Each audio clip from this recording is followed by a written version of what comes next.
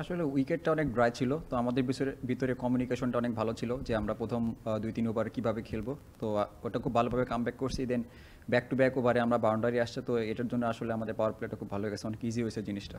কখনই আমি এভাবে চিন্তা করি না, আমি প্রত্যেক ম্যাচে চেষ্টা করি যাতে টিমকে ভালো কিছু কন্ট্রিবিউট করার। আগের যেটা হয়ে গেছে ওটা পাস্ট, ওটা তো আর ফিরে আসবে না, তো আজকে নতুনভাবে শুরু করার ট্রাই করছি। মাত্র খেলা শেষ হইলো, ইকুয়েশনটা এখনও আমার জানা নেই। না, অবশ্যই আমাদের বোলিং যেরকম লাইন আপ, অল ক্লাস বলার, সব অনেক এক্সপিরিয়েন্স টি-20-তে। তো আসলে যে স্কোরটা হয়েছে আমাদের বিশ্বাস ছিল যে আমাদের বলার এটা ডিফেন্ড করতে পারবে, তো অবশ্যই তাদের credit goes to the bowlers. এটা নিয়ে কিছু বলার নাই, চেষ্টা করছি টিমকে ভালো কিছু কন্ট্রিবিউট করার, যাতে যেহেতু এই ম্যাচটা আমাদের ডু অর ডাই ম্যাচ ছিল, তো চেষ্টা করছি।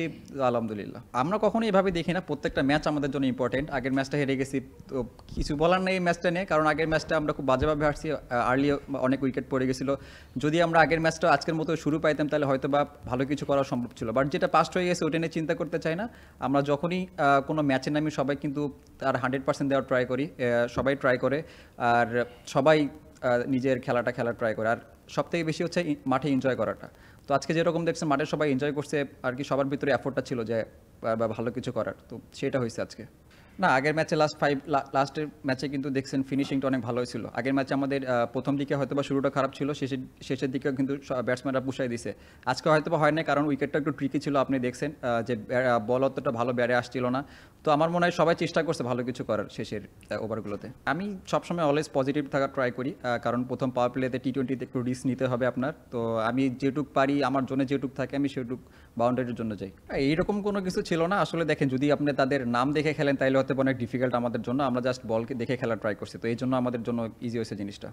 দেখেন, নাসুম ভাই এর আগেও যখন নেদারল্যান্ড সিরিজ ছিল উনি কিন্তু এশিয়ায় ম্যান অফ দ্য ম্যাচ হয়েছে, তো এটা অনেক একটা দারুণ একটা মানে পজিটিভ জিনিস বলবো যে উনি যখনই 11-এ আসেন তখনই নিজের বেস্টটা দিয়ে বল করা ট্রাই করে। আজকে প্রথম ওভার যেভাবে করছে, প্রথম 1-2 ওভারে কিন্তু মানে খেলাটা অনেক দিকে আমাদের দিকে আসছে। তো আজকে তার স্পেলটার জন্যই আজকে হয়তো বা এরকম ব্যবধানে আমরা জিতছি। হয়তো বা আরেকটু ভালো ব্যবধানে জিততে পারতাম, শেষে যদি 2-1টা বাউন্ডারি না আসতো সেটা আমাদের জন্য অনেক ভালো হইতো। আসলে এটা জিনিস না আফসোস করতে চাই না, কারণ যেটা পাস্ট ওটা হয়ে গেছে, এখন আমাদের সামনে যে ইকুয়েশনটা থাকবে সেটার দিকে তাকায় থাকবো আমরা।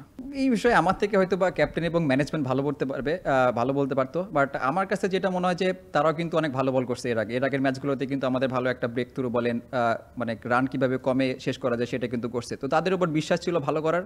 আজকে হয়তো বা একটা খারাপ দিন গেছে, বাট সামনে অবশ্যই ভালো করবে ইনশাল্লাহ।